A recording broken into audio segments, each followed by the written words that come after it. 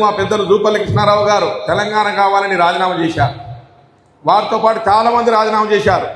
మేమందరం కూడా పాదయాత్రలు, రాస్తారోకోలు, ధూమ్ధాములు, వంటవార్పు రకరకాలుగా ఉద్యమం చేసిన కానీ నిజమైన కేవలం దొరల తెలంగాణ వచ్చింది, ఆ దొర పరిపాలన నడిచింది, గడీల తెలంగాణ వచ్చింది, దళితులు ముఖ్యమంత్రి చేస్తామన్నాడు, తానే దళితులైపోయాడు.